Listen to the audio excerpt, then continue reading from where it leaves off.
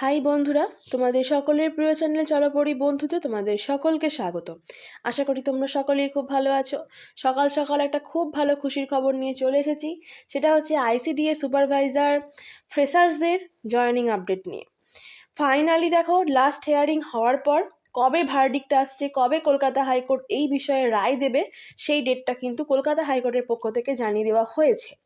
তার আগে তোমাদেরকে বলে রাখি, কালকে আমি যে ভিডিও করেছিলাম সেখানে যে 47 জনের নাম দেওয়া হয়েছে, আমি ভিডিওতে তাদের কোনো কিছু ডিটেলস শেয়ার করিনি। তো তোমাদের অনেকেরই অসুবিধা হচ্ছিল, দেখতে চাইছিলে তোমরা, তো তোমরা যারা দেখতে পাওনি, তোমরা আমার কমিউনিটি পোস্টে দেখো, সেখানে আমি তাদের সমস্ত ডিটেলসকে হাইড করে দিয়ে তাদের শুধুমাত্র নামগুলো দিয়ে দিয়েছি। ওকে, এবার আসি আসল কথায়। সেটা হচ্ছে ফাইনাল হিয়ারিং হয়ে গেছে, এবার রায় কবে আসবে। রায় মোটামুটি দেখো 42 দিনের মধ্যে, মানে ম্যাক্সিমাম ডেজ থাকে 42 দিন। ওকে, তো এর মধ্যে ভার্ডিক্ট আসে। তো এই ডেট আমাদের জন্য কিন্তু এটা খুবই ভালো একটা, কারণ গত কয়েকদিনের মধ্যে কিন্তু রায়টা দেওয়া হচ্ছে। তো আমি তোমাদের কলকাতা হাইকোর্টের সেই অফিসিয়াল যে পিডিএফটা আমি পেয়েছি, সেইখানেই তোমাদেরকে সেটা দেখিয়ে নেব। ওকে, এই দেখো, এই সেই কলকাতা হাইকোর্টের পক্ষ থেকে সেই কেস ডিটেলসটা। এখানে দেখো case type, filing number, registration number, এগুলো আমাদের মতো দেখার দরকার নেই। এবার আসি আমরা কেস স্ট্যাটাসে। এখানে বলছে দেখো, ফার্স্ট হিয়ারিং ডেট ছিল 13 মার্চ 2024। ঠিক আছে, নেক্সট হিয়ারিং ডেট, অর্থাৎ আমি বললাম আগের দিনই ফাইনাল হিয়ারিং কমপ্লিট হয়ে গেছে। নেক্সট হিয়ারিং দেখো 24 জানুয়ারি 2025, অর্থাৎ কালকে।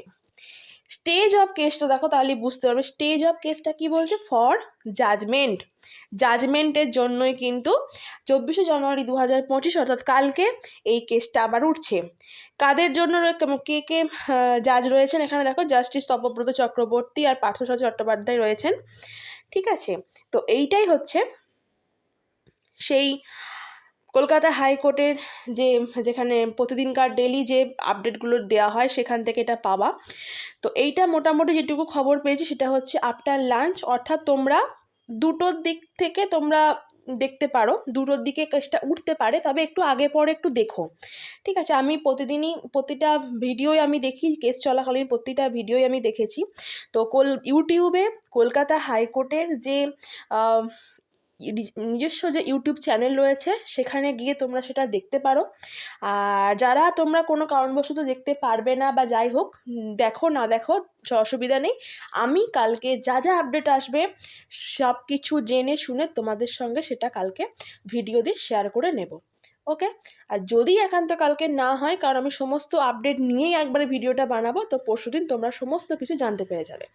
এইটাই তোমাদেরকে জানানোর ছিল। আশা করবো ভিডিওটা ভালো লেগেছে। আবার তাহলে তোমাদের সঙ্গে নেক্সট ভিডিওতে দেখা হবে। আর অবশ্যই সবাই প্রে করো যেন দুই পক্ষই, প্রমোটিভ এবং আমাদের ফ্রেশার্স, সবাই যেন ঠিকঠাক নিজেদের মতো করে রায়টা পাই, সুবিচারটা পাই। ওকে, তো থ্যাংক ইউ।